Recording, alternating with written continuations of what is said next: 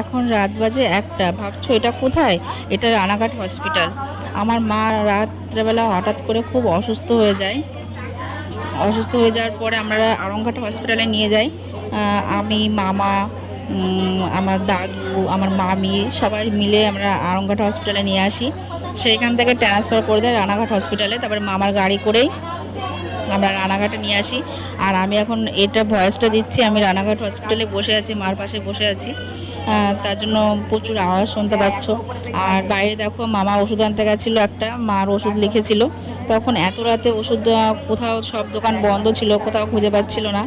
তো তারপরে আমি একটুখানি দেখতে গেছিলাম যে মামা ওষুধটা নিয়ে এসছে কিনা, তাই আমি ওইটুকুনো ভিডিওটা করেছিলাম। তার আগে এত কিছু ঘটেছে, আমি কোনো ভিডিও নিতে পারিনি, কেননা তখন সম্ভব হয় না, ঠিক আছে, যে একটু ভিডিও করি, তখন মন মানসিকতা সেই থাকে না। তো যাই হোক, তারপরে যে মাকে নিয়ে এসেছি, দেখো মা এখানে বলছে মা ভালো লাগছে না একটু, সেটাই বলছে।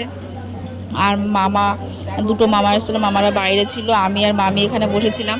তারপরে মামিও মামাদের সাথে চলে গেল। যখন 2টো বাজে তখন মামা বাড়িতে চলে যাচ্ছিলো। তখন মাকে ভর্তি তো করার সব কিছু হয়ে গেছে, ওষুধ খাওয়ানো হয়ে গেছে, মা একটুখানি মানে ঘুমিয়ে পড়েছিল। তখন মামি মামাদের সাথে বেরিয়ে গেছে রাত্রেবেলা। আমি মার কাছে আছি, এখানেই বসে আছি। এরকম মা এখানে, আর আমি পায়ের কাছে একটুখানি বসে আছি। একটা বেডে দুজন এখন